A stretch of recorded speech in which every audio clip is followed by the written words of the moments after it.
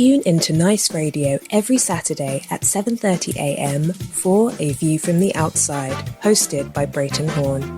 A View from the Outside takes a look at key issues affecting St Vincent and the Grenadines and gives a global perspective on how these issues are viewed.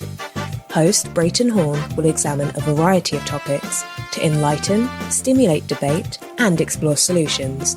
Hear the facts, hear the real-life stories, hear A View from the Outside. Join Brereton Horne at 7:30 a.m. every Saturday on Nice Radio for A View from the Outside. This society needs a spectacle. It might help us to see some evil. This society needs a spectacle. On A View from the Outside this week being the 6th of August 2022, we look at Perfidious, Perfidious, Perfidious, with the view being that because of the perfidious nature of the government of St Vincent and the Grenadines, many people, both inside and outside of the country, are distrusting of the utterances coming from the government. The Cambridge Dictionary defines perfidious as unable to be trusted. And the Collins Dictionary states that if you describe someone as perfidious, you mean that they have betrayed someone or cannot be trusted. Those definitions tell us that someone or something in the form of an organization, including government, is perfidious when they cannot or can no longer be trusted. The definitions tell us that they are perfidious when they are full of deceit and betrayal. The definitions therefore show that one who is defined as perfidious cannot be trusted because their utterances are often to deceive. There are many reasons given by Vincentians which demonstrate distrust and show the perfidious nature of the ULP, or the Unity Labour Party government of St Vincent and the Grenadines. They were voted into government on the promise that teachers will receive an immediate rise of 30% in their salaries. However, to date, almost 25 years later, the total increase to teachers is far removed from the 30% that was promised all those years ago. The ULP government, upon being voted into office, signed a collective agreement with the teachers' union, the body which represents teachers in the country.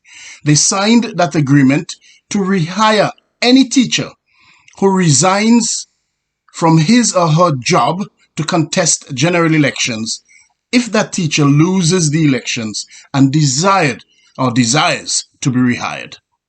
It is a fact that the ULP government reneged on that clause of the collective agreement with the teachers' union when 3 teachers resigned their post and contested elections against them.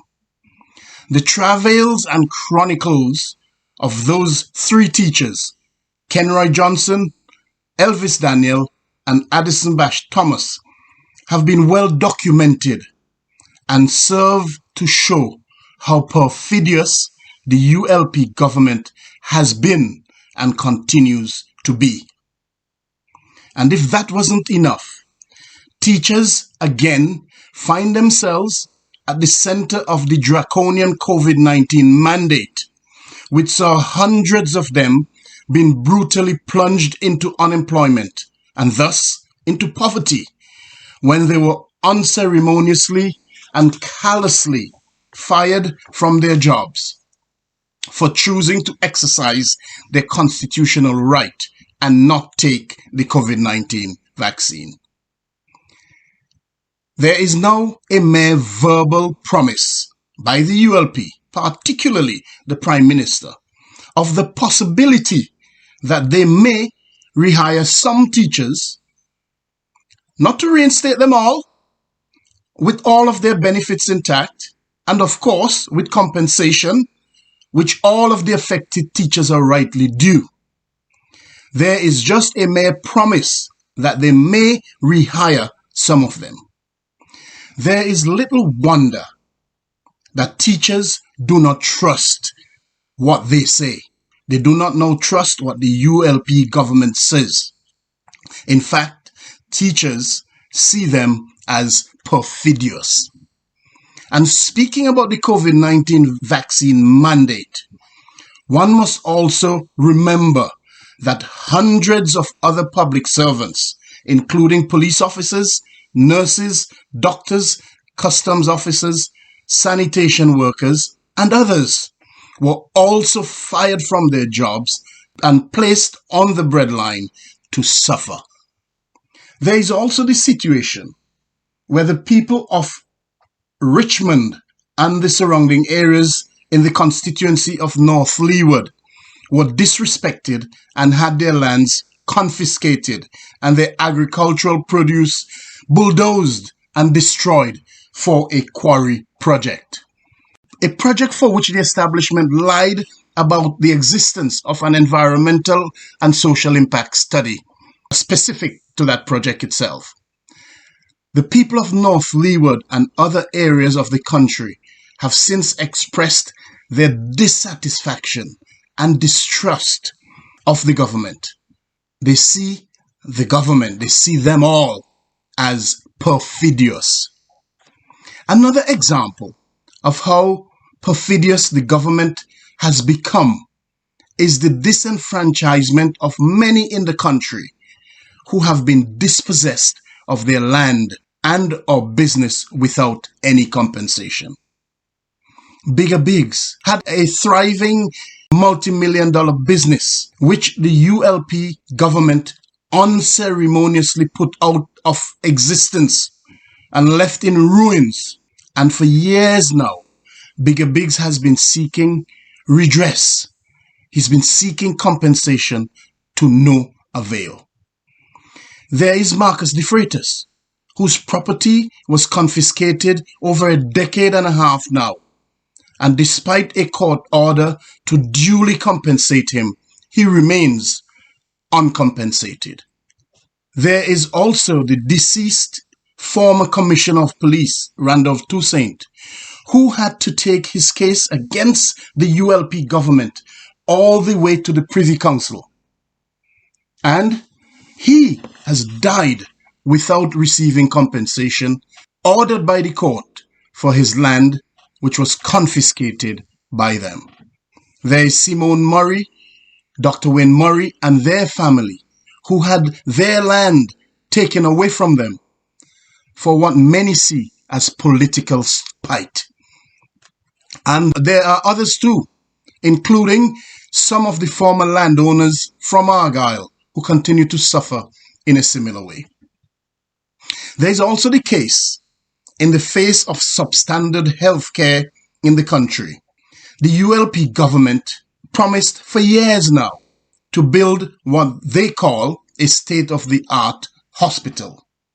To date, none has been built. But whilst ordinary Vincentians simply have to accept what is provided as healthcare, the head of the ULP government and others in the government and members of their families fly out overseas to seek medical attention for a scrape on the scalp, a back pain or a side pain, a stroke or some other ailment. They do that while ordinary Vincentians are not afforded such privilege, but are left to grin and bear what's there. Bigger Bigs currently lies in a hospital bed in Kingstown, unwell and unable to afford the privileges which those in government do. Bigger Bigs needs urgent donations of blood to try to survive. There are many more examples which can be cited to show the perfidious nature of the government of St Vincent and the Grenadines, many of which, no doubt, are etched in the memory of some. Many, no doubt, have become the topic of conversation.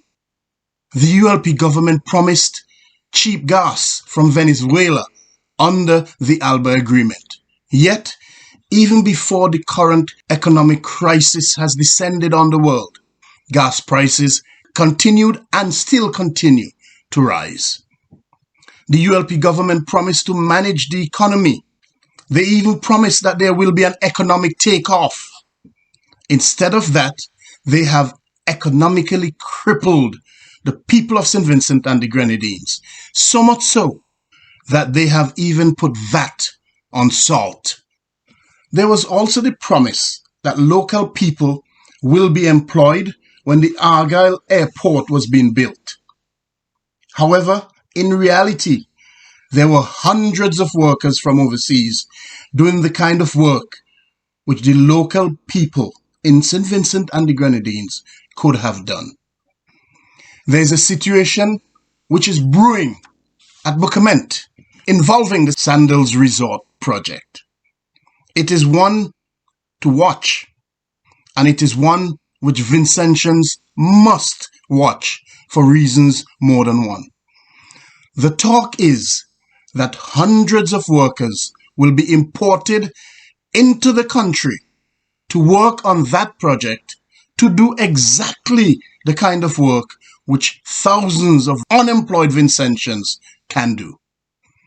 This is one for Vincentians to keep their eyes on, one to watch. The electoral process in the country is another example which often comes up as a topic of conversation when the distrust and the perfidious nature of the ULP government is discussed. People are becoming more and more distrusting of the entire process. People feel that elections are no longer free and fair in the country. People feel that there is too much political interference in the electoral machinery of the country. And people are distrustful also, even of the court process. When challenges are mounted in the court, the election petitions of the general elections of 2015 being a prime example, people fear political interference by the ULP government. People see them as perfidious. Because of that, whenever there is an utterance from the government or anyone in the government, people's reaction is one of distrust. So, with the latest call by the Prime Minister for there to be a one-question referendum to remove the Queen as the head of state and to have a president, many people at home in St Vincent and the Grenadines and abroad in the Vincentian diaspora are already viewing such utterance with distrust. Many people say that this is now his attempt to prolong his political life. It is an attempt to have himself installed as the president of St Vincent and the Grenadines and to have his son as the prime minister of the country, so as to finally create the Gonsalves dynasty. Many say too that even if there is such a referendum in the country, they fear that the electoral process will be interfered with and manipulated, and that the people of St Vincent and the Grenadines will merely become pawns. And so, with such distrust and the perfidious nature of those in government, St Vincent and the Grenadines appears to be at the crossroads. Vincentians, this is a time when solutions are most needed to cope and combat the economic crisis existing around the world and which has enveloped St Vincent and the Grenadines. This is the time to have trustworthy people in government. Vincentians, it is up to all of us to dispense with those we distrust. it is up to all of us to get rid of those who have been and who we see as perfidious. Until next week, this is Brereton Horne with a view from the outside, with a reminder to send your feedback as usual to aviewfromtheoutside@hotmail.com. We also invite you to visit and like our Facebook page at A View From The Outside, and also to visit and subscribe to our YouTube channel at JMB Horne. Have a pleasant Saturday, have a wonderful Sunday, and have a productive week ahead as we continue to examine the perfidious nature of the government and the individuals in government in St Vincent and the Grenadines.